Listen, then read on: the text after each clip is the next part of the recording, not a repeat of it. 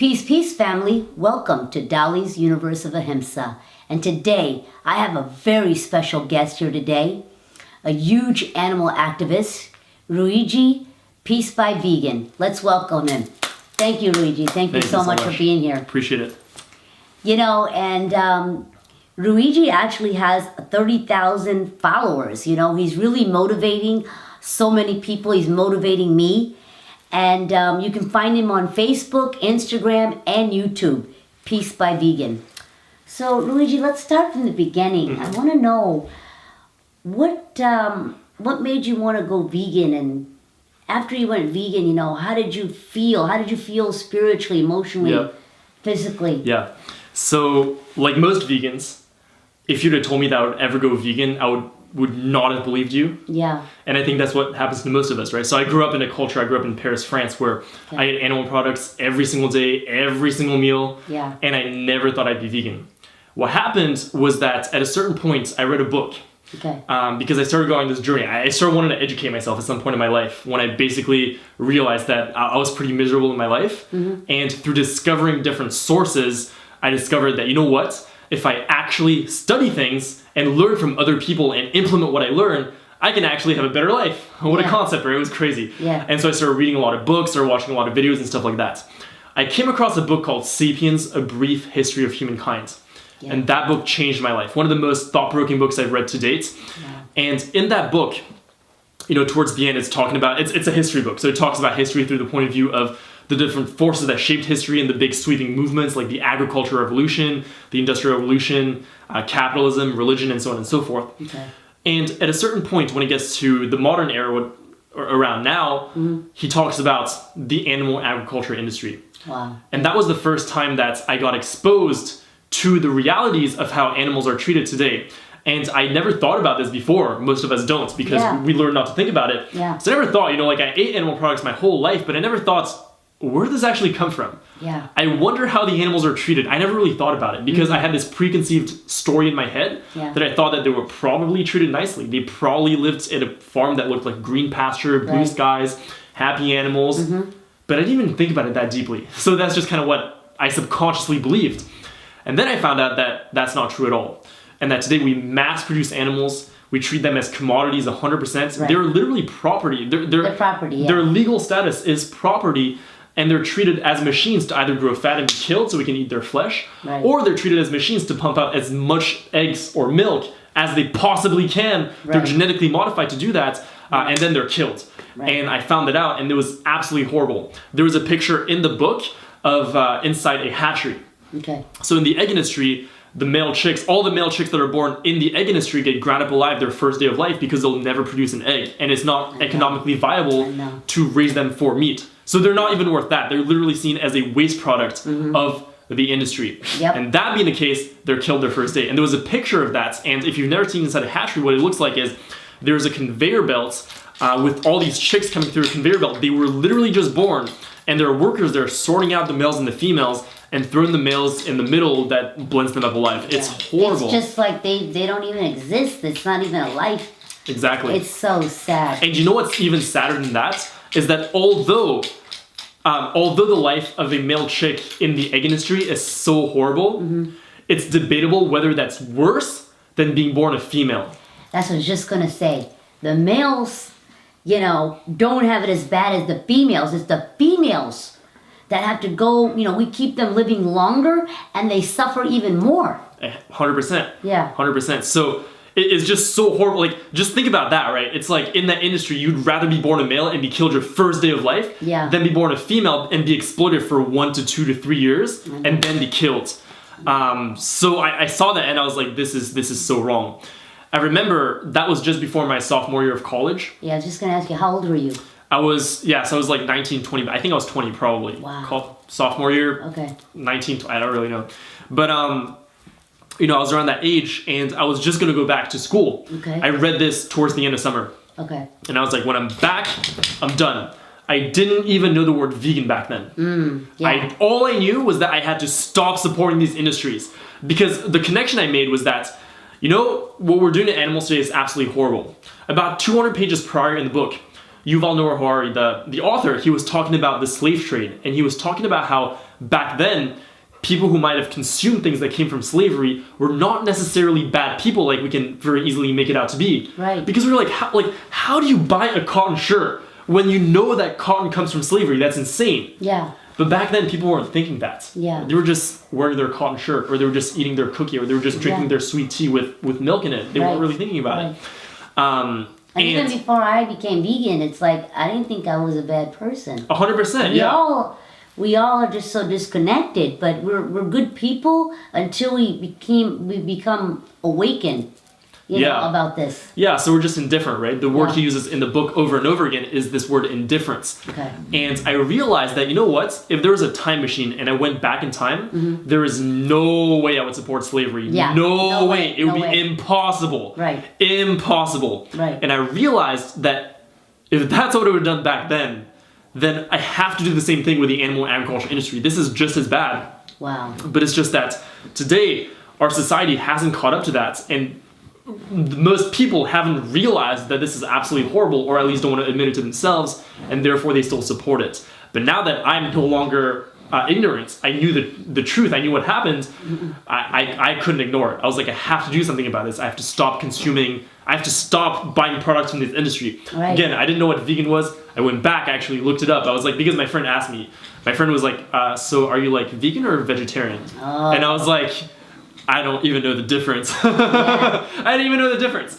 So to look it up, I went online. I was like, what's the difference between vegetarian and vegan? Yeah. And I read an article and I was like, oh, I guess I'm vegan. Like, I guess I'm vegan now. And then did you learn about, cruelty to like leather and 100%. silk and wool and products? 100,000%, yeah. Wow. What happens to most vegans that I know is that once we find out about one thing, we go down the rabbit hole. Yes. And we do research on everything. I wanted to know everything. I researched every industry. Wow. I found out about everything related to food.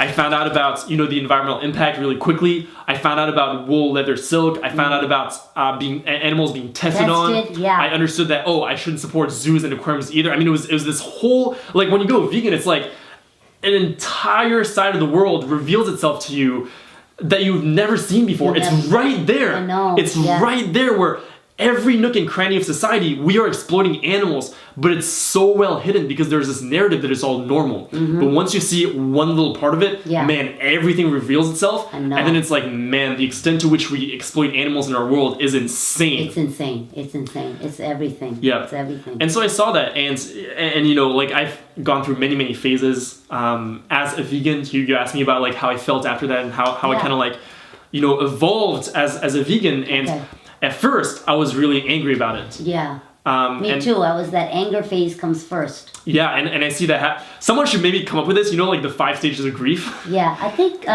Colleen Patrick Goudreau has broken it down. Oh, really? I forget, Yeah, I'm sure, yeah. And so, I was really angry, really frustrated. I remember I was in a relationship back then, and after I went vegan, because I wasn't vegan when we started dating, I caused a whole bunch of problems in the relationship. Didn't go down well, some other things too, but I was really angry about it. I remember I don't think I ever shamed her, but I would say things in a very unpleasant way. I was judgmental. I was angry and frustrated, right? So I definitely went through that. Yeah. Wasn't cool. And then little by little, I learned how to communicate better. But before that, I think the phases that I personally went through is, first of all, anger. After that, I went through this kind of like denial suppression period. Okay. Because let me tell you that the moment I went vegan, I knew I wanted to do something about it. Yeah. I knew this meant so much to me. This meant everything. The moment I went vegan, this was like 3.5 years ago. Because what happens after I went vegan is little by little, I realized that I had always loved animals. Yes. I have never wanted to harm animals. Yeah. I loved them so much. Yeah. I would go to my house in Singapore. There were tons of animals there. I loved them. Oh. And I've dreamed as a kid of doing many, many jobs with animals. Now, most of those jobs, as I found out later, actually were exploiting animals. For example, I wanted to be a zookeeper. Yeah. I wanted to be a dolphin trainer. Yes. Yeah. I wanted to be a wildlife photographer. That was my dream for a long, long time. Wow. I would sit in bed on Sunday, watch on TV. There were like these nature documentaries, these wildlife documentaries, and I was fascinated by them. I loved watching that. Yeah. Like National Geographic was one of my favorite channels. Yeah. I subscribed to their magazine. So I always loved animals. Wow. And I realized that. And I remembered things like, for example, when I was a kid, I would go fishing and I hated it. Really? I hated going fishing because I could see that the fish that I was catching was suffering, and I couldn't understand why we would do that. Yeah. I was like, I don't have to do this. Yeah. Why am I causing so much pain and suffering to this fish? Like people think that people sometimes say like, oh, fish don't feel pain. I'm like, are you kidding me? Yeah, to me, it's not even ambiguous. You can clearly see that fish are suffocating. They're when you take them They're out of suffocating. the I water. can't stand it. It's horrible. Yeah. And when I was a kid, I saw this too. I'm not saying this like as a vegan. Like when I was a kid, I saw this too. It was very apparent to me. But I didn't do anything about it. And I remember feeling so horrible. I remember sitting by a river in Japan. We were eating grilled fish. And I saw the person preparing it catch a live fish and take the stick and put it down the fish's throat. Oh gosh. It was horrible and it hurt me so much. I remember. Yeah. Because I told my parents, I was like, I feel so horrible. I can't believe they were doing this. And my parents asked me, they're very nice, right? They were like, so what do you want to do about it? And I still ate that fish. I actually ate a second fish back then. And I remember perhaps that's the first time that I seriously thought in my mind. I was like, is me enjoying this fish actually more important than the fish's life? Wow. I remember thinking that back then. Wow, so you had a connection then. Way back then. But then I suppressed that. Okay. I suppressed that until I became vegan, basically. Yeah. And when I went vegan, like I was telling you, I realized that, wow, I didn't change. I didn't learn to love and respect animals all of a sudden. This is just who I always was. I was always this very loving, caring, compassionate person who never wanted to see any animals being harmed. I always loved them. I always wanted to be with them. I always wanted to work with them. Yeah. Now I actually get to love them, not just with my words and my thoughts, but with my actual actions. Wow. And I realized that. And because this meant so much to me, first I went angry, and I think what happened to me was somewhere subconsciously I was kind of hopeless. Okay. Because as I researched what happened to animals, I realized that the extent to which we exploit them is like unimaginable. I don't even think we can wrap our minds around it. When you look at the facts and you think about like thousands of animals are killed every second, that's insane. I don't think we can wrap our minds around that. Yeah. I don't think we can wrap our minds around the actual suffering that goes on, how much they suffer. Yeah. Sometimes I sit on my own and I try to imagine what it must be like to get your throat slit. And I can't even imagine it. Yeah. I don't think I can actually empathize with that. Yeah. That's why I'm like literally in my mind. If there was a way that I could experience getting my throat slit and come back to life, I would do it. Because I want to feel that. I want to know what it feels like. It's going to hurt so much. But I'm like, thousands of animals go through this every single second. If I could put myself in their shoes, I would do it. But that being the case, I don't think we can wrap our minds around it. We can't. And because I realized the suffering was so great, I was like, man, I want this to change, but I feel like it can't. I immediately went there. I didn't think we would see a vegan world by our lifetime. I didn't think that I could do anything about it. I was just like, I don't know what to do. I didn't know about any activism. I barely knew other vegan people. Okay. And the other vegan people that I knew too, I don't know for sure, but I don't think they were as passionate as me. Yeah. I never really showed anyone how passionate I really was about this. Wow. Maybe except for my girlfriend, because I got really mad at her. She probably knew that I was very passionate about it. Yeah. But when I would talk to other people, no one really knew how actually passionate I was about it. And I think that's the situation that a lot of vegans find themselves in, if perhaps they're in a situation where they're in a community that doesn't have a lot of vegans. And then what happens is that they care so much because they realize that, wow, I really love animals. And they might feel things like, for example, an animal's life is not more important than my life. Yeah. Why should that be the case? Exactly. I agree with that. And the thing is, for a long time, even for me, now I can say that I'm really proud to believe that. I'm like, an animal, whatever animal that is, values their life just as much as I value my life. Exactly. There is no reason for me to believe that my life is more important. Right. That being the case, when you go out into mainstream society and you try to say that to people, people think you're crazy. Yeah. And their rebuttal is literally like, are you crazy? They're pigs. I can't believe you believe that. Yeah. And because that's the climate that we live in, if we think that and we're alone, we can very easily think like we're crazy. We're not crazy, but we can think like we're crazy, right? I would have thoughts like, am I the only one who feels this way? I feel like no one cares about animals as much as I do. Yeah. Maybe I'm the one who's crazy. Maybe I'm the one who cares too much. Yeah. And I would ask myself these questions. Yeah. It's not true. You don't care too much because you love animals. That's ridiculous. Yeah. You're just a good person who sees reality and who values life. That's it. Yeah. There's nothing wrong with that. It's the most it should be the most normal thing in the world. Yeah, it's so normal. It's so right? normal. Yeah. But because it was not normal in the society that I was in, I started thinking that I was crazy and I started suppressing all that. Because I was like, I can't do anything about it, so let me not think about it. Yeah. And so for 2.5 years, I was vegan. I was really vegan at heart. I was always super, super vegan at heart. But outwardly, not so much. I wouldn't talk to people about it. I didn't do any activism. Okay. And I kind of told myself, I wasn't sure what I was going to do with my life. Yeah. But I was like, I'm probably going to do something else. Like I was probably going to do some video related thing or something like that. Now in the back of my mind, I was always like, man, I wish I could do something to save animals. That's what I always thought. Right. But I never thought it would actually come true because I was like, what can we do about it? Yeah. I don't know. How did you feel physically, Ryuji, when you went vegan? How did you feel physically? Did you feel healthier, more energy, your sleep? How did you feel that way? Yeah, I mean, to be honest, before I was vegan, I was pretty healthy too. Okay. Because I'd just been kind of just trying to get healthy in my life in general, whether it be my physical health or my mental health. Mm-hmm. So I was already eating like pretty good. And so I didn't feel a huge difference, to be honest with you. Okay. For me, the big difference I felt was more spiritually and mentally. Mentally. Yeah. That was miles. Maybe I felt better physically, but it didn't even matter to me because that's not why I did it at all. So perhaps I did, but I didn't notice it. But the mental difference I felt, how I felt so much better about myself. I felt so much better about life. I felt so much happier. You feel so liberated. I felt so liberated. I was like, wow, I'm actually living in alignment with my values. So I loved it. So that to me was 1,000 times more valuable than whatever physical difference I might have felt. I hear you. So for me, that was a huge thing. So, you make these wonderful videos on Facebook and YouTube and Instagram. What inspired you to start doing videos?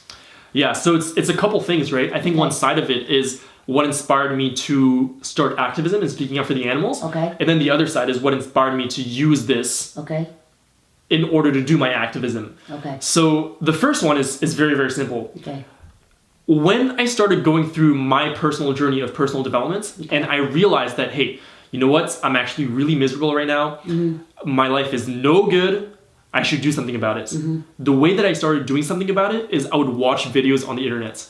And I saw people who put themselves out there, who would share their story, who would share their message, who would teach me things that really, really, really supported me in my life. If not for the internet, man, I have no idea where I'd be in my life. Wow. So much of what I learned from the internet. Who are some of those people that inspired you? There's some people, some classic ones like Tony Robbins. Now someone who inspires me a lot is Gary Vaynerchuk. Mm-hmm. One of my mentors, his name is Owen Cook. He teaches personal development with an emphasis in social skills. Okay. Those are kind of like the main people. And then through that, I discovered many, many other resources. Wow. Things like books. I used to listen to a ton of Earl Nightingale. Mm-hmm. He has these cassette tapes. Like he's like super old school. That's like, I think he came out with this stuff in the 60s or whatever. It's incredible. Okay. I remember like I listened to one of his tapes, Lead the Field. I listened to that in loop over and over and over and over again. Wow. Through that, I discovered many, many books on many different things. I read a lot of personal development books. Okay. I studied a lot of Eastern philosophy, meditation, mindfulness, Buddhism. I studied a lot of that. Wow. I studied a lot of psychology. I mean, I studied so many things to really gain control of my life. Wow. It took me a long time to implement a lot of those things. But the point is, I started going on this journey, and a huge part of that for me was seeing videos on the internet. Okay. And I straight away understood, wow, this is so powerful because it affected me so powerfully. Yeah. And a lot of people, might say things, for example, even activists, I hear them say this, like, oh, like social media is not my thing. Making videos is not my thing. Okay. Or, but social media also has all these adverse effects. It has all these negative things that it can do to people, right? Like people feel depressed, all that. Yeah. And I get that, of course, because social media is just a tool. Right. It's just a thing that's there. It's neutral. It's not inherently good or bad. It's about how we use it. Exactly. Both as a consumer and as a creator, right? As a consumer, I've always used social media to better myself. I only follow stuff that's going to make my life better. Yeah. I don't use social media to keep up with my friends or compare myself to people. Exactly. I don't do that. Yeah. I use it to learn stuff because people put stuff on there that I can learn from. So why not learn from that? Right. So as a consumer, that's what I did for the longest time. And now as a creator, I use it as a tool to create the change in the world that I want to see happen. That's what I do on it. Now, I spend a decent amount of time on social media, but I'm not there comparing myself to people. I'm not there consuming social media. Yeah, yeah. I'm there creating on social media. I'm using it as a tool. Mm-hmm. So like I said, so I always wanted to do that. That's why I use this medium, because I understood it's very powerful. At the same time, I was passionate about making videos for a long, long time. Now it's about 10 years that I've been making videos of all sorts. I made short films, music videos, all these different things, documentaries, you name it, right? Wow. And because I have this background and because I have this skill, I was like, I should probably use this for my activism. That makes sense, right? Yeah. And so that's why I wanted to make videos. Wow. What inspired me to really start activism and really go hardcore was, after, it was actually a couple things. Okay. The first moment was I was in an emotional intelligence and leadership training in Los Angeles. Okay. One of the most incredible trainings I've ever attended, changed my whole life. Wow. And during that training, two things that opened up to me was one, I reconnected with my love for animals. Yeah. There's a lot of releasing trauma work and stuff like that we did. And so one thing that I realized that opened up for me was like, you know what? My mission in life is to help animals, is to create a world where animals are not exploited and they can live in peace. Wow. I realized, it really opened up to me. I really reconnected with that because like I told you, when I went vegan, I knew straight away I wanted to do this. I knew it, but I suppressed it. And then it came out. Yeah. And then I realized how many animals were suffering because I didn't love and acknowledge myself. Wow. That was the second thing that opened up to me. Wow. Because I realized that I didn't acknowledge myself as the leader that I could be and as the change in the world that I could be. And because I was stuck in my little comfort zone and in my little image of who I was not, I wasn't taking action for the animals, and meanwhile animals are still dying. Yeah. And I was like, no more. This has to stop right now. I have to acknowledge myself as the leader that I am, as the light that I am, that I can create this change. And I acknowledged myself, and those were the two things that happened. My friend Rose, my very, very good friend, love her to death, we were talking in one of the breaks. Okay. And she asked me, hey Ryuji, what's your vision for the world? Yeah. And I was like, my vision is that animals can live in peace. Yeah. That's my vision. Me too. And she said, wow, that's a beautiful vision. Yeah. Never stop fighting for that. That's right. And it was the first time that someone acknowledged me and my vision. Wow. Because I never talked about it with people before. I never told people this because I thought I was crazy for wanting this. But she told me, hey, that is so beautiful. Yeah. Never stop. Never stop fighting. And that meant so much to me. That's why I have this tattoo right here. It's like a tattoo of like two seagulls. Oh. And that's from the book Jonathan Livingston Seagull. Yes, I love it. Incredible book. I'm sorry to interrupt you. No, go for it. I feed the fish here at my lake, and the seagulls come by. And I always say, Jonathan Seagull. Yeah. So continue. I love that story. Yeah, and so one of the seagulls is Rose and one of the seagulls is me because she taught me how to fly. I really believe that. Yes. And and so that's what inspired me to I was like, okay, I guess this is what I'm going to do with my life now. Okay. I realized this is my mission. This is what I got to do. Wow. And then what happened was that I think a month, two, I can't remember, like sometime after that, Earthling Ed was rolling through town in Los Angeles. Yes. And I was watching his Instagram story. Okay. Again, that's why I use social media, because it affected me so much. Okay. And he was talking about different events that there were. So he was talking about a vigil. I didn't even know what a vigil was. Well, this is what I was going to ask you next. That for our viewers that don't know, can you explain to us what is a visual? 100%, yeah. So, I'll tell you like by telling the story, because I think it's pretty funny. Okay. And I think it'd be really insightful too, right? Okay. So Ed was like, yo, started having this vigil, we're bearing witness at a slaughterhouse. I was like, what does bearing witness mean? I have no idea what bearing witness is. Yeah. It's like, we're bearing witness at a slaughterhouse. If you want to come by, you can come by. Yeah. Everyone is welcome. It's very important for us to do. My accent is horrible. Anyways, so he was encouraging everyone to come, right? Mm-hmm. And I was like, I have no idea what this is, but I'm going to show up. Okay. And so I went. I was so scared. I was so scared. Yeah. Couple things. First of all, okay, a vigil is an event where activists assemble at a slaughterhouse. And the purpose of it is to bear witness to the animals who are being brought to slaughter. So typically, this takes the form of seeing animals as they come in slaughter trucks. And the one in Los Angeles, because every vigil around the world is different, in the one in Los Angeles, the pig vigil, we're able to give the pigs water. Yeah. But in some other ones, you're not able to do that. For a lot of chicken ones, you're not able to do that. You just kind of see them. And the point of it is a couple things, right? We're able to be there for the animals, to comfort them, to give them water. Mm-hmm. We're also there to document their stories so we can share them with the world. And thirdly, there's a fourth thing. So the third thing for me is that it's a powerful experience for me when I actually met those animals, real animals, not just on a computer screen, not just on my phone. Because like I said, social media can be powerful, but man, meeting animals in real life in an actual slaughter truck on the way to slaughter is such a powerful experience. What would you say to a person who says, as someone like me, it hurts too much? I love animals, but I would just break down if I saw something like that. What would you advise? Yeah, so I get that question a lot, by the way. This is one of the most common questions I get from people who are considering going to vigils and considering bearing witness, but they don't want to. And the best answer I have so far is kind of like a compilation of all the different answers I've given in the past, is that when we go to these places, we go there with a purpose. Because if we just witness this and we don't do anything about it and there's no purpose, you can very easily drive yourself into a pit of hopelessness. I think that when you go vegan, you go one of two directions. Either you go down into a downward spiral and you drive yourself into a rut, and I see many people doing this because it's horrible. I get it. I think I drove myself there too. It's just that I suppressed it. I didn't allow myself to feel it, so I had to suppress that. Or you take all that and you do something productive with it and you create change. For me, what empowers me to keep going to vigils is because when I'm there, I'm crystal clear on why I'm there, and I'm crystal clear on what difference it's making that I'm there. Because a lot of people say, well, you just see the animals going into the slaughterhouse. You're not even doing anything. So I understand how that feels, because if you feel like you're there and you're just witnessing them going in and you're like, I can't do anything about this, that's horrible. That's absolutely heartbreaking. But for me, I know a couple things. First of all, if I'm giving water to a pig, I'm like, I can be there for that animal, and that might mean the world to that animal. That itself is 100% worth it for me. The second thing is, if I document their stories and I show it to people, I don't know who it's going to affect. And the third thing is, for me, it's such a powerful experience because by going there, I personally become a much more powerful voice. Because when I've met them, now I'm speaking up for them. This is not a joke. And so the question I have to ask myself, and the other thing that I always remember is that no matter how heartbreaking it might be for us to go there, because by the way, some people think that people going to slaughterhouses are somehow stronger than other people who don't. I don't believe that at all. I've broken down many times at that vigil. I start crying because it's horrible. You were seeing the animal going to slaughter. When you really connect to that, it's horrible. And so of course I feel that. But the question I ask myself is, because I know that me going there can have an impact. What am I going to prioritize? My comfort or my vision? My vision is making a difference for the animals. At the end of the day, let me tell you, no matter how heartbreaking it is for us, we get to go home and sleep in a bed.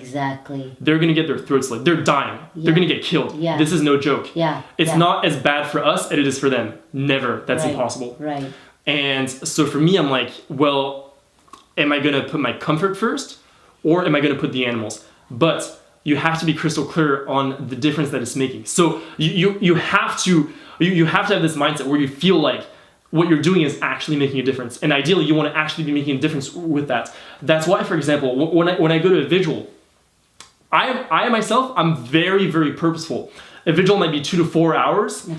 In the time that we're not with the trucks, I'm shooting videos, I'm doing live streams, or I'm connecting with my community. I think that can be very powerful too, because I've kind of taken a leadership role in the community in some sense, right? Where some people might be inspired by what I do. So I take the time to connect with them and stuff like that, which I think is very, very important. As activists, it's very important that we take the time to connect with our community. I think so. I should probably do that more in person. But I'm doing that. I'm shooting videos, and I know that, man, when I go back and I post this, I make this video because that's the thing too. I've like I said about using social media as a tool. Because I've learned to use it as a tool, I know that I can reach a lot of people by making these videos. I'm not just putting it out and I think, oh, probably no one's gonna see it. I understand how it works. Again, social media is a skill. I learned it. I applied what I learned. A lot of people see my stuff. So if we go to these visuals, we need to take action after we do it. So whether posting it, doing a video, talking about it, sharing it. I think so, yeah. And for me, even if you don't do any of the stuff that I do, when you talk to people, I think it can be very, very powerful. Because when I talk to people, I can tell them, I'm like, oh, yeah, I go to a slaughterhouse in Los Angeles. That's different than I saw a PETA video. Not just the words that you're saying, but the place that you're coming from. Because you can speak with so much more determination, so much more passion, especially if it really broke your heart. Man, that's good. One of the things that I feel like we should all learn how to do is deal with these emotions in a healthy way. Because if we don't, what's going to happen is that we're going to suppress those emotions, we're going to try to escape them, and then it's going to come out in unhealthy ways. For example, when vegans talk to non-vegans, I feel like a big reason why we're not able to be loving towards them, or we get frustrated or angry really easily, and I know because I've been there, is because we don't let go of the pain. We've seen all the slaughterhouse footage. We've seen the horrible side of this. And because we haven't let go of that pain, when we talk to people and they don't get it, it comes out in we get frustrated and it's really unhealthy. So I've gone through tremendous lengths to feel those emotions, to let go of them. So here, let's talk about that. How can you tell us some techniques? How do we talk when we're doing outreach, or when we're out there talking to people, when we're doing Anonymous with the Voiceless or whatever? What are some techniques we can use to talk, like you say, in not putting shame on them or not being angry? What kind of approach can we take and still keep cool? You know, when they say that God put these animals on earth, or, you know, nobody's going to go vegan overnight, and we've always done it this way. Things like that. Yeah, no, 100%. For me, it's interesting because I was thinking about how I was going to answer this as you were asking me the question. Okay. If you want specific techniques, like how to talk to people and the structure of a conversation and stuff like that, I can talk to you a little bit about that. Okay. Someone who's way better than me is my friend Alex Bez at Amazing Vegan Outreach. Okay. So if you check out his YouTube channel, he has tons of videos and resources on exactly how to do this. He has a whole 2-day workshop on how to do this. Wow. On the actual techniques. It's incredible. Okay. I want to go take the workshop because I want to learn from him. But the best answer that I can give you that I think will bring more value as to my personal strengths is that I think that a lot of what happens in that outreach conversation, the way that you deal with it, is by everything else in your life. Okay. I always try to outframe problems. So for example, instead of thinking, how do I not get frustrated in an outreach conversation, I think, how do I never get frustrated in my life? And so for me, it's about growing as a person to become that person. Look, for me, I spend so much time like try to develop who I am and really, you know, expanding as a person. And like I said, I still have miles and miles to go. I'm still growing every single day. Yeah. But for me, at this point, even to get frustrated, it's so difficult just in my life. I'm the guy, I'll get in a car accident and I'm laughing about it. Okay, wow. Because I'm like, what am I going to do? Complain about it? Be mad about it? That's not going to solve the problem. That's not going to do anything. You're like a wizard. You're the alchemist. Because you take the best out of the situation. I take the best out, and by the way, and this was a long process of learning and rewiring my brain. But so to answer, like, I want to answer kind of like in a framework and then go into more details. Sure. Because I can just talk about this, but then if there's no practical steps together, then like I'm like, okay, you know, we get it, but okay. So you know, things like that, right? So learning how to not get frustrated ever, finding happiness within myself, letting go of all the pain. That's all work that you do outside of that. And then the other part is I'm extremely empathetic towards people. When people come up with these excuses, I get it. Some people will say, I don't understand how they could say that. I say, well, if I don't understand how they can say that, I'm going to try to go understand. I'm going to ask myself why, and I'm going to try to answer that question. And so I've studied a lot of things, you know, like from psychology to sociology to personal development to marketing. Wow. And I take all this knowledge to understand people and be empathetic towards people. Wow. So that when people say these things, you know, for me, for example, when people say things like, you know, oh, but plants feel pain and they feel attacked, like for me, because I've done the work on myself and I cannot feel frustrated in that moment, I can see that, oh, you know what, like this person's defenses probably went up because I probably said something that they felt attacked because it's not aligning with their worldview and because they feel like I'm making them wrong, which by the way, I take full responsibility for that. And I ask myself, how did I make that person feel like they were wrong? That was not my intention. And so I asked myself, and I'm like, I probably made them feel like they were wrong. And because they don't know, because they haven't learned how to communicate effectively and they haven't taken these trainings on emotional intelligence like I have, now they're just reacting to me. And I'm just empathetic towards that. I don't think they're stupid. I just think they're just being people. They're just being human beings. We're all like this. And by the way, as vegans, when we get frustrated towards that's what they're experiencing too. They're just being a human being. It's the same thing for them, subjectively. You know, so for me, I'm deeply, deeply, deeply empathetic towards that. And that again comes through work I do outside of the outreach conversation. All right, so is that, on top of that, you can talk about things like, for example, Alex, he says, well, one of the best ways to deal with that is to be prepared of how to deal with that. And, you know, if you have a plan, then you'll know what to do and you're not going to be fazed by it. You don't have to get frustrated because you know how to deal with that. The other thing too is because I did all this work prior, one thing that I always try to do, especially when I have outreach conversations with random people, and I do this, for example, very frequently when I'm on a plane or when I'm sitting somewhere and someone's sitting next to me or in line in Chipotle or whatever, I have outreach conversations with people around me. And it almost never happens that that person gets angry or frustrated. Because the way that I deal with it, much in the same way that as vegans, we deal with diseases by preventing them, not by reacting to them, I try to prevent that. And the way I do that is I make sure that we have a good relationship. So if we don't know each other, and we're going to have an outreach conversation, I'm not going to launch right into it. I'm going to sit here, I'm going to, hey, how's it going? What's up? I'm going to talk to you. I'm going to learn your name. I'm going to remember your name. And by like, this is like very, very simple things like that, right? That make a huge difference. For example, and by the way, again, this is not just an outreach. I remember people's names everywhere. Wow. When I go to places like a grocery store, I'm at a checkout or you know, wherever, I always look at people's name tags and I always call them by name. Why? It's just a nice thing to do. Because everyone likes being called their name. Everyone likes being acknowledged. Yes. So I'm going to do that. And because I do that, now when I'm having an outreach conversation, it's normal for me to ask you how you're doing, what your name is.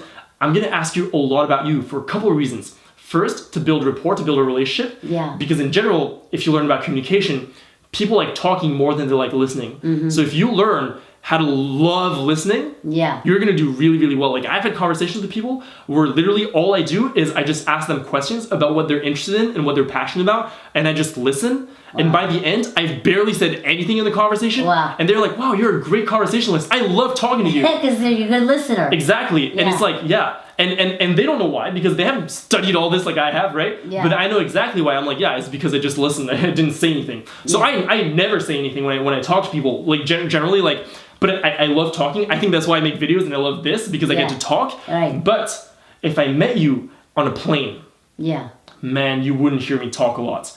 I would be asking you so many questions. I would know everything about you. I would know about where you're from, where you're going, why you're going there. I would know about your kids. I would know about your like, I would know about everything. And I'll be really interested and I would really care about who you are. And when that happens, you'll probably like me a lot because I'm interested. And then they're willing to open up. Exactly. They're willing to open up.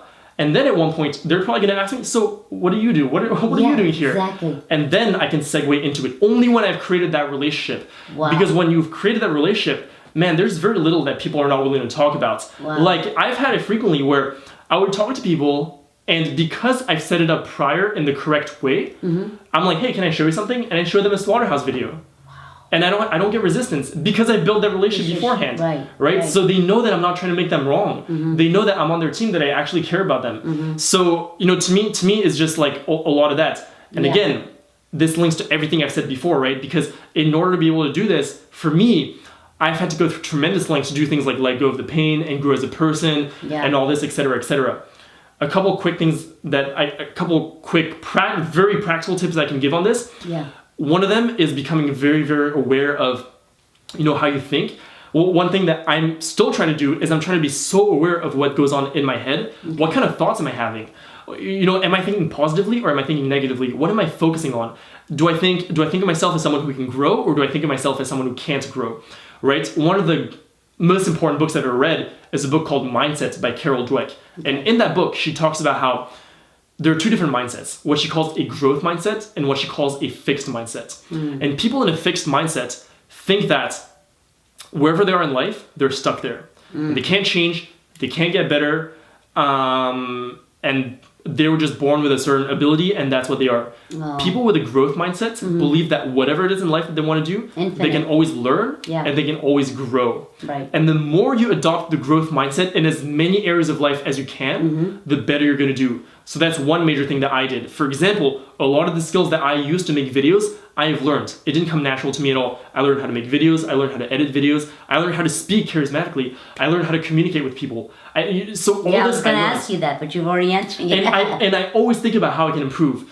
So that's the first thing that I would really invite everyone to just pure anything you want in life. You are never stuck. If you believe that you are stuck, realize it's not that you're stuck. It's just that you have a fixed mindset in that area of your life. Then just switch that. Be like, you know what? Whatever. I'm just going to decide that I can grow and then take steps to grow.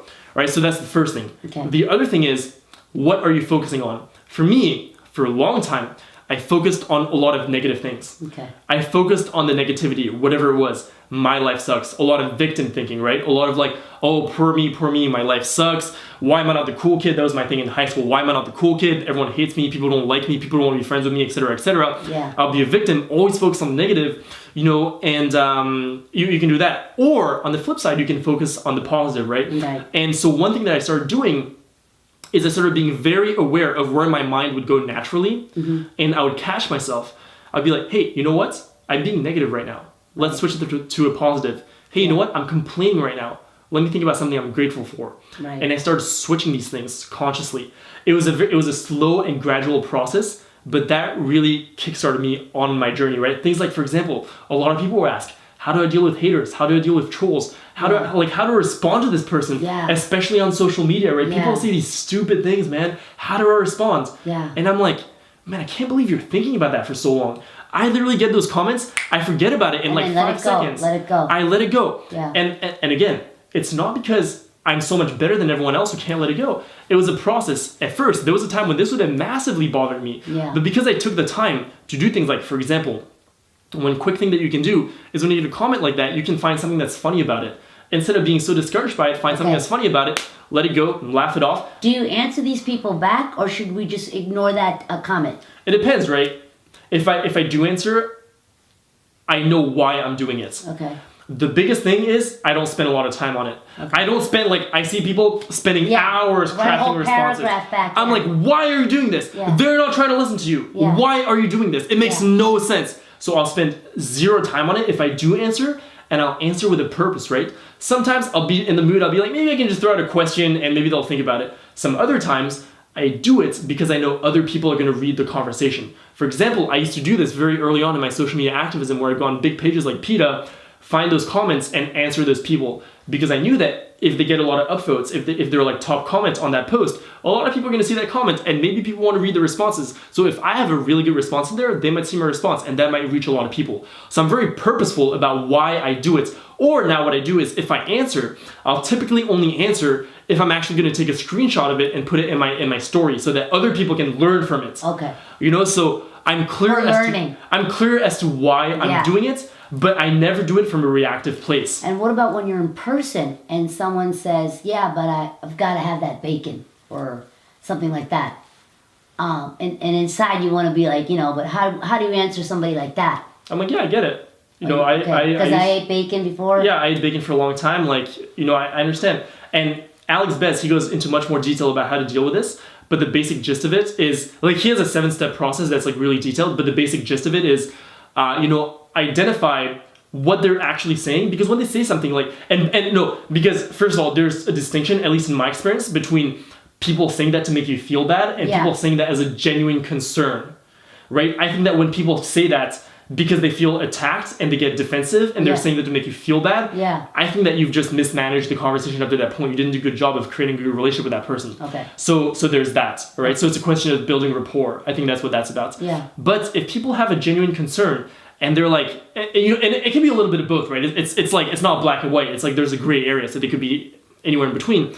But the point is, if people have a genuine concern and they're like, oh, but I love bacon though, what they're saying is not I love bacon. What they're saying is it's important for me to enjoy my food, and I feel like if I go vegan, I'm not going to enjoy my food. Yeah. That's most likely what they're saying. Yeah. So Alex says, identify the values behind that. So it's important for them to enjoy their food. Relate to that. First, listen to what they say. And be like, yeah, I get it. It's really important for me to enjoy my food as well. Yeah. I get it. Yeah. And then from there you can talk about how, because for me as a vegan, I never thought I could eat good food. Yeah. Only say this if it's true, don't lie. Yeah. But the point is but I found that, man, there's so many alternatives that they're really great, et cetera, et cetera. You can do it by asking questions.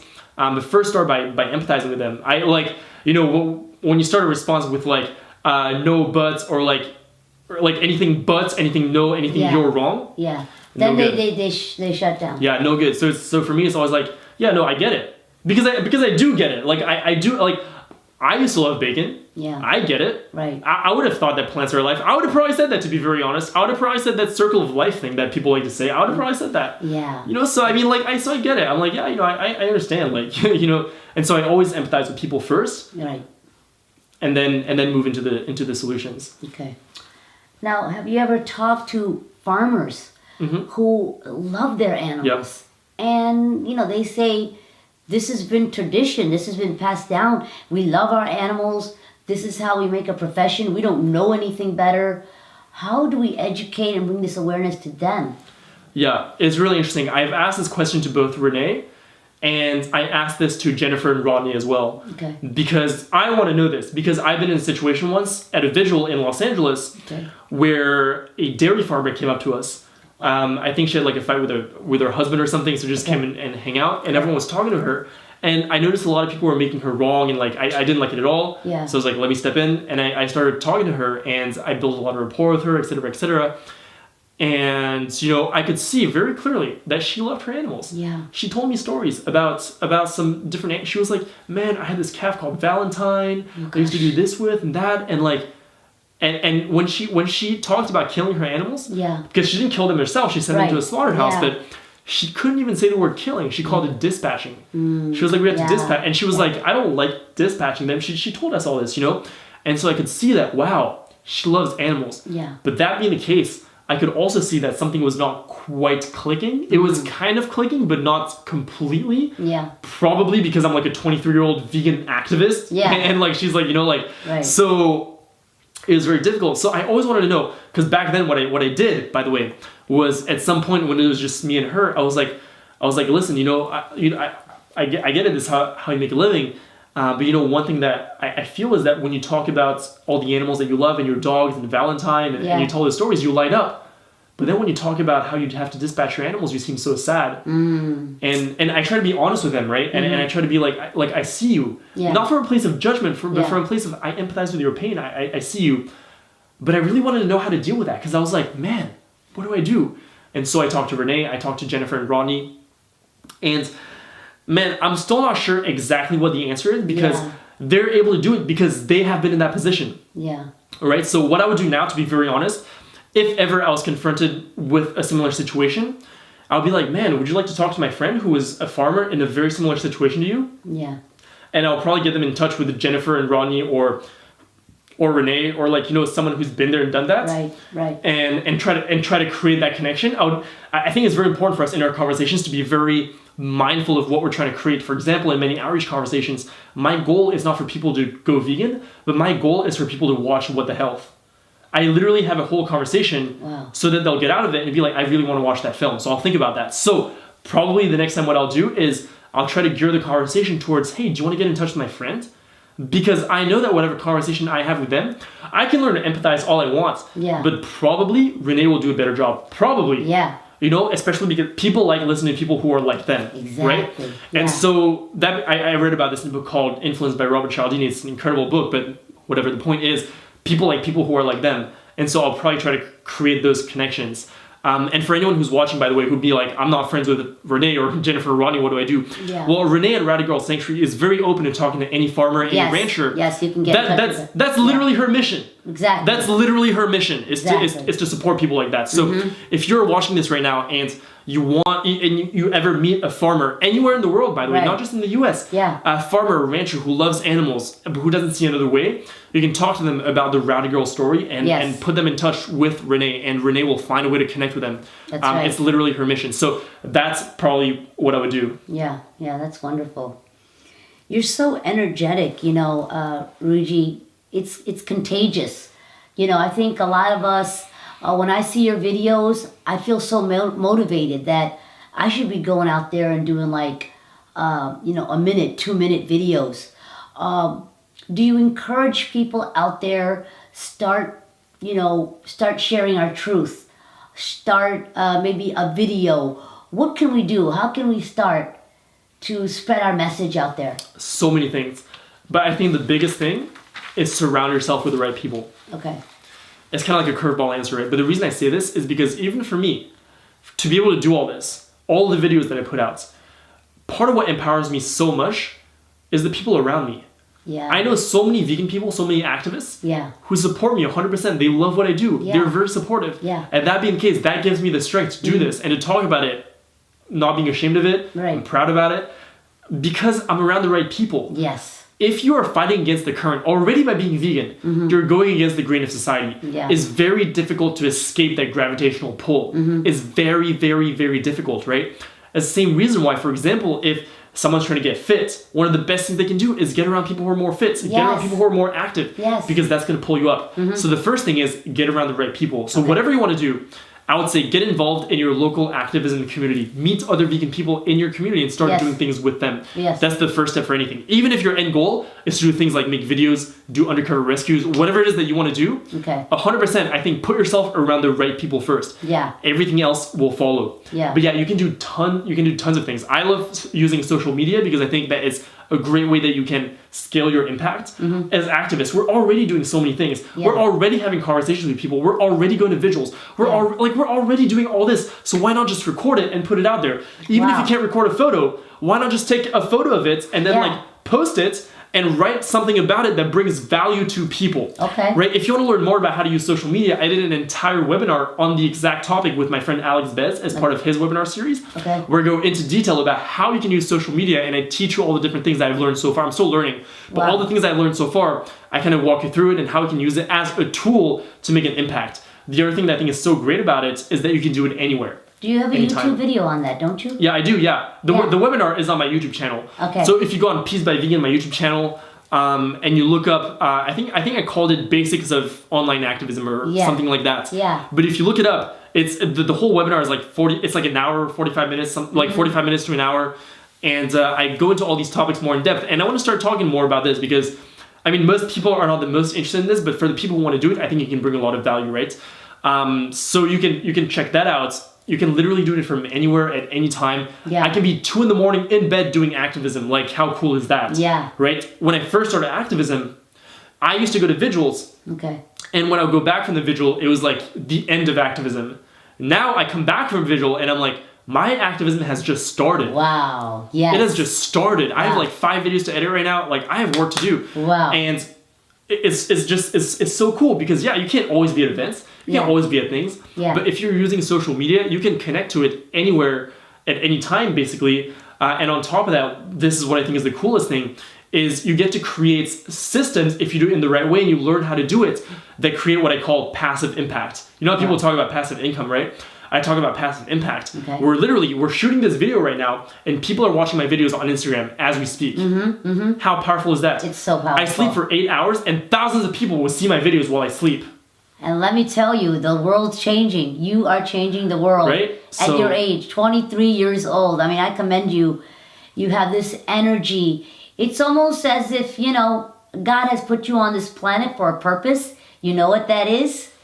And you're doing it. And you're motivating. I mean, do you know how many people have gone vegan because of you? I bet, I don't know an exact number, but I get the messages and stuff, so. Yeah, and it's such a good feeling. It's such a good feeling. Yeah. Because like you say, we're aligning, once we wake up, we're aligning our values with our action, 100%. And I really want to say, because probably if you've watched this interview so far, you might be interested in doing something like this, or you might feel like this is your calling, like this is what you want to do, and you might feel like you care so much about animals. And I just want to let you know that whoever you are, wherever you are, you can do this. Like I said, I didn't always believe in myself. Okay. I had to grow so much to be where I am today. Like really, I'm still growing every single day, a massive amount. Yeah. But I had to grow a lot. Man, this didn't come natural to me at all. Wow. I didn't know how to communicate with people. I didn't know how to be charismatic. Wow. I didn't understand how to feel my own emotions. I didn't understand any of this. I had to learn all of it. Wow. So you can learn this. Yeah. It's a skill that you can do, and anyone can do that. It takes a lot of dedication, a lot of work. But never let anyone tell you that you can't do this, because you can, right? And a lot of times we tell it to ourselves. That's what I did for 2.5 years. Yeah. I procrastinated for so long. Man, there's so many things in my life that I procrastinated for so long. Before I did Peace by Vegan, I did another vlog. I've always wanted to vlog since I was like 15, 16, and I saw people on the internet. I've always wanted to do it. Man, if only I had started back then, I can't imagine how much further I'd be today. Yeah. But I didn't. I procrastinated for years. For like 4 years, I didn't make videos because I was too insecure putting myself in front of a camera. Then I went vegan for 2.5 years again. I was too insecure to speak up about it, to be an activist, to do something about it. So I didn't do anything about it.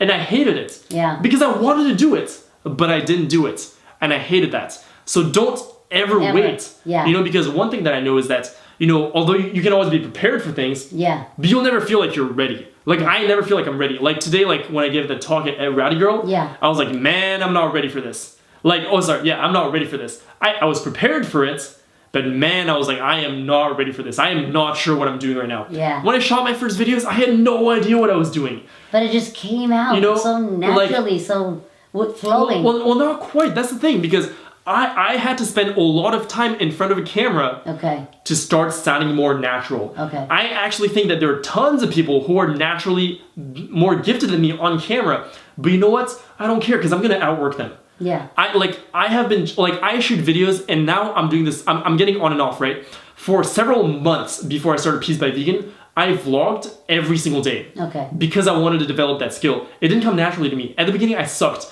My first vlog, man, was so bad. It was terrible. But you know what? I was like, let me keep going. I would watch them. I would see how I can improve. Yeah. And day by day by day by day, I get better and better and better and better. And let me tell you, because even now, I've more seriously started shooting every single day. Or at least I'll do a live stream. And by the way, it's not because you shoot something, they have to put it out there. You can shoot video. Do you know how many videos I've shot that never made it to the internet? It's like endless. Okay. It's like endless. Wow. For every minute of footage that you see on the internet, there's like, 2 hours of stuff that you don't see, right? Because I had to practice this and learn this. Yeah. So countless hours, and really doing it every day, even if it's just for like 2, 3, 5 minutes, man, it makes a big difference because you're creating momentum for yourself. Yes. And momentum you are creating momentum. Yeah, I create massive momentum for myself. I think that's why I get better and better and better, is just because I create momentum, I keep working on my craft, and I realize that, hey, whatever I'm not good at, I can always get better at this. Yeah. Like, I still look at my videos every single day and I'm like, how can I improve? Wow. How can I get better? Yeah. And then I just do it, and I just keep getting better and better and better and better. So it's a day-by-day journey. Yeah. It's every single day. I wake up thinking, how can I be better today?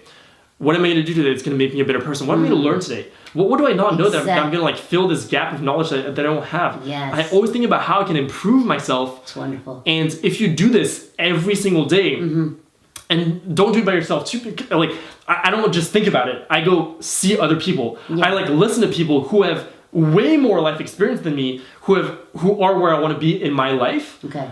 I listen to them, and I'm like, oh, let me be inspired by you, similar to how some people are inspired by me, right? I'm inspired by a lot of people too. That's how humans work. So I look at them, I look at how, like, what kind of people they're being, how they're communicating, and what they're saying, and I'll implement what they're saying. Okay. And if you keep doing this day by day by day by day, and you keep evolving, there's no limit to where you can be. Tell me, how did you come up with the name Peace by Vegan? Man, I'm not sure, but I thought about it. I thought about it. I was like, when I started my vegan thing, I was like, man, I don't know what I'm going to call this. Because I thought about calling it my name, but my name is Ryuji Chua. I'm like, maybe I should have done, it could have worked, but I was like, man, no one's going to know how to spell that. Okay. I can't ever say, like, look me up on Instagram, I'm Ryuji Chua, and people are like, huh? Like, I have no idea how to spell that, right? Yeah. So I was like, I should probably come up with some other name. The reason I came up with Peace by Vegan is because it represents exactly what I want to create. To me, even though sometimes I'll verbalize it as my vision is to create a world where animals are not exploited, I'm not trying to end exploitation, I'm trying to create peace. Wow. And to me, it's a much more beautiful way to look at it. Yeah. Because I'm not trying to be like, hey, we're down here right now, let's stop this and go up here. I'm like, yo, let's create peace. It's like way up here. Yeah. Let's go. That's what I think about it. So this word peace means so much to me, because that's what I'm trying to create. Like, my vision is world peace. That's what I was just going to tell you. That what is your vision? What is your mission? Yeah, that's 100% my vision is peace. Okay. That's how I think about it, and Peace by Vegan, because that's at least the avenue through which I want to enter creating this difference. I think world peace is much deeper than veganism. Yeah. I think it comes, one of the reasons I'm so passionate about personal development and transformational work, specifically work around letting go of pain, letting go of your childhood traumas, and really reinventing yourself to be the person that you want to be. I went through this process. I'm still going through this process, but I'm so passionate about it because once you go through that process, that opens up a space in you to be able to care, to be able to love, to be able to connect and be open. And that's why I'm so passionate about it, because I think that's a huge part of creating peace too, is, I see a lot of vegans who, and again, that's where I used to be, where they drive themselves down into a rut. Yeah. And life sucks. Yeah. And I'm like, that's not going to create peace. Not just because it's not peace for that person, but because that's not an enabling state to go create change in the world, right? Do you think the world is moving towards this way? I definitely think so, yeah. Not just because I think so, but because if you study things like, even like Power versus Force that I talked about earlier. Yes. Or Steven Pinker wrote a book called The Bitter Angels of Our Nature, which I actually haven't read that book, but I've heard a lot about it. And in that book, he talks about how we live in the most non-violent time ever, at least amongst human beings. So I don't know how that would quantify with animals, but at least within human beings, we live in the least violent time in history. And as a trend, he's seen us move towards that direction. And of course, there's many horrible things happening in the world, but as a general trend, we can see that that's what we're moving towards, at least from my understanding of the world. Yeah. And you know, we learned when we went to the World Vegan Conference, 2026 conference, Dr. Shailesh Rao has said that wildlife is going extinct by 2026. I mean, this is really scary stuff. So, what do you feel about all that? Yeah, I think a couple things of that. First of all, it's very, very difficult for us to actually wrap our minds around that. Yeah. I mean, I literally think that we don't understand the rate at which this world is being destroyed. Mm-hmm. Like, I think most people really don't get it. They don't. And so that kind of shows that.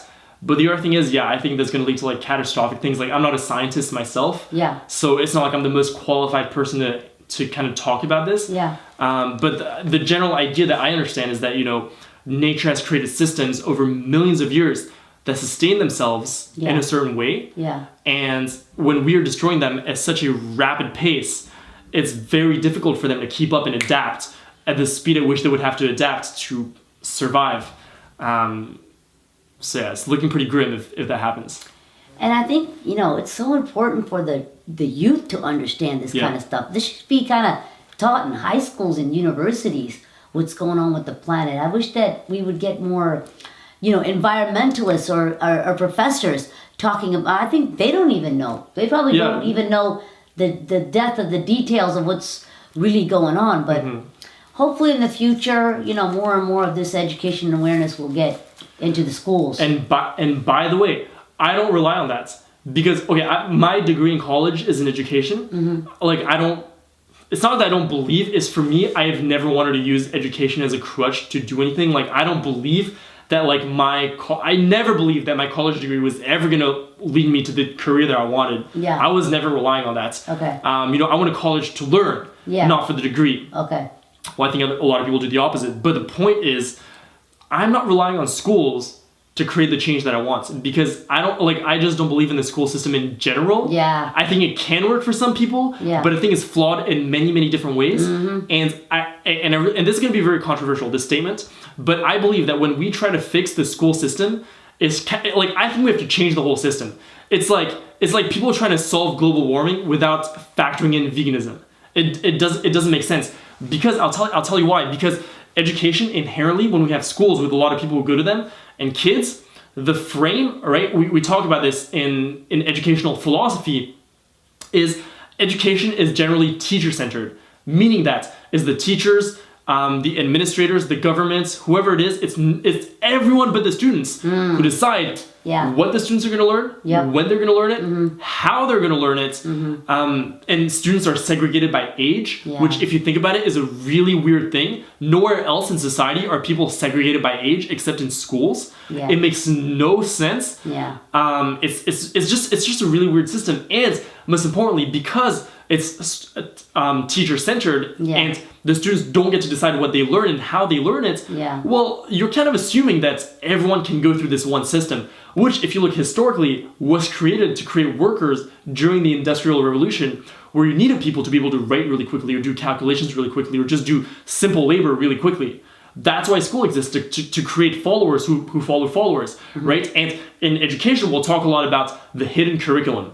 The hidden curriculum is all the things that you learn in school that are not explicit. For example, you learn how to follow rules. You learn how to listen to authority. Yes. You learn how to ask for permission. Yes. You don't learn creativity, your own creativity. Exactly. And you don't learn all these things, right? So for me, I believe in a student-centered model of education, and a movement that follows that particular philosophy is a movement called unschooling, which the basic gist of it started as a homeschooling thing, but instead of having kids go to school, parents would be like, you know what? My child is just as much an individual as me, so I'm going to let them be free and trust that they're going to find their way. And my job as an educator is to support them in whatever they're interested in. So what happens is that now you just let kids be and do what they want, because one of the frames behind school is that, kids are stupid. They need school to teach them stuff. Otherwise, they're just going to stay at home and play video games all day. What they're not factoring in is that children, human beings, are naturally really curious. If they never went to school and if they never learned how to hate learning and hate doing homework and like all this stuff, you know, like we have such a negative connotation around learning. If they don't learn that, or if they unlearn that, then they'll be really curious. They'll do a lot of things to learn. They'll naturally expand. And I've seen this. I've worked in a school that follows this model where students come in and literally there's no curriculum, there's nothing. They do whatever they want. And it's up to them to create their own educational experience. And some of them, they play games all day. Some of the ones are designing whatever it is that they're like playing with Legos, or I had this one kid, he was like literally making video games, like coding video games. And like they're doing all these different things. It's amazing. But it leads them to find their passion, etc., etc. Your passion. You know, so anyways, like it kind of got on a tangent, but the point is, for me, one of the reasons that I go on social media is because I am not relying on schools to fix this. That's victim thinking. Unless you yourself want to go into the school system and create that change yourself, we shouldn't be relying on that. So for me, I rely on myself. I'm like, what can I do? I'm creating content on social media because I know for a fact that when I was in that position, when I was like in late middle school, high school, people on social media had much more of an impact on me than my teachers at school. And you know what? I see that happening. I have kids that watch my videos that literally are more impacted by me than their teachers at school. And like I know that I can create this, and so that's why I don't rely on that. Like school can do what it wants. I have my vision for what school should be, but you know what? That's not what I'm working on right now. But I'm still going to get to those kids. Like some teachers listen to this, like hates me and stuff, gonna try to censor me. Don't. Like gonna block like Peace by Vegan on their like school Wi-Fi.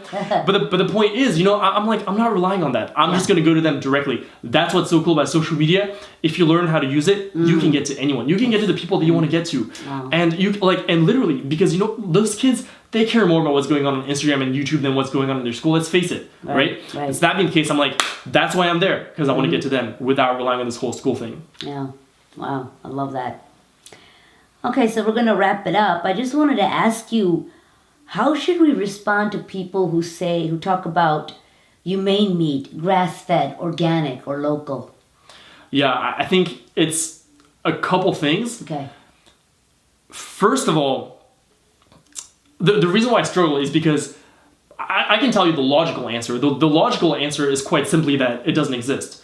There's no such thing as humane meats because whatever happens, at the end of the day, all the animals that we use for food, whether they're raised for meat in a great pasture, whether they're raised for eggs or milk, whatever it is, they're going to be killed in a slaughterhouse. And a slaughterhouse cannot be humane. We are taking the life of innocent animals and we're calling it humane. Humane means with compassion and kindness. There you go. And slaughter means killing. You cannot kill. Killing is just inherently not compassionate. So humane is a story that we tell ourselves to make ourselves feel better. Right? So that's the thing, right? But for the majority of people who say this, first of all, I think some of them mean that they go to the supermarket and they buy what's labeled cage-free and free-range, etc., etc. In that case, the actual reality is that doesn't mean much. If you actually look into the actual regulations to meet the criteria to be labeled those things, it's not much. And it doesn't say anything about the animal's life, really. It barely says anything. If you actually go look at those farms, if you go inside those farms, you can see that very clearly. And many people have done investigations of that. Right, so that's one. The other thing is, I think a lot of people just say that as an excuse anyways. Because, you know, people say that and I'm like, oh, so you mean to say that when you go out to a restaurant, you actually ask how the cow is treated that's on your plate? Of course not. No one does. So it's like, in most cases, I don't think it's a genuine concern that people have. I think it's something else. Either we haven't built enough rapport. It's an excuse, the defensive. Either we haven't built enough rapport with them, or like they just feel attacked and they're saying that, they're trying to justify themselves, like whatever it is, I don't think it's a real thing. Like there's a very small percentage of the population who can actually claim that, you know, like, oh yeah, I actually do get my milk from the local dairy and like stuff like that. That's not most people by far. So, you know, but to answer in a more practical sense, again, it's what we talked about earlier. I would always like, I see where they're coming from. I'm like, yeah, you know, I get it. It's important for me for my food to be produced ethically too. What I found was this. So I might go more something like that. I like that. What I found was this. I wouldn't say no. Right. Because for me, when I went vegan for 2 weeks, I bought eggs from the farmer's market that cost me $8 a dozen. So if I'd have kept buying that, I would have probably been in a small percentage of the population that could actually say, I get eggs that come from humanely raised chickens. Right. And, and I went through a lot of lengths to figure this out. I called the farmer. I went to the farmer's market. I was like, who's the farmer? I want to talk to them. Yeah. And I got a phone number on one of the egg crates. I called the phone number. I talked to the farmer. I was like, how do you treat your chickens? What happens? What are their lives like? Yeah. Because I wanted to know. Yeah. And I found out. And, at the end of the day, I still made the decision to stop that. But I was in that position. So I understand. I'm like, yeah, I get it. It's really important for me too. But, and if they're actually concerned, then a couple of things, right? Because that's the thing. I had a conversation with someone recently where they said that. They asked me that question. But it wasn't as a defense mechanism. It was a genuine concern. Okay. So I was like, yeah, I get it. It's really important for me to make ethical choices as well. Obviously, that's why I'm vegan. Yeah. What I found was this. What I found is that oftentimes it doesn't correspond. Yeah. And secondly, we have to kill them. How do you think we humanely kill an animal that wouldn't choose to die? Yeah. Correct. Well, thank you so much. Thank you so much, Ryuji, for your time, what you're doing. You're motivating us. You're uplifting humanity. And my last question to you is, what is your message to the world? My message to the world is, the world right now is moving in a direction of more and more peace. Whether any of us individually like it or not, it's going to get there. We are going to get to a place where we look back at what we did to animals the same way we look back at things like the Holocaust, things like slavery, things like wars fought over petty things. We look back at those things as horrible things of the past. One day, we will look back at how we treated animals in the same light. There's no doubt about it, because anyone who watches a video of inside a slaughterhouse will know, even though they might not verbalize it, but they'll know deep inside, this is wrong. Correct. This is no good. And so that being the case, it's going to happen.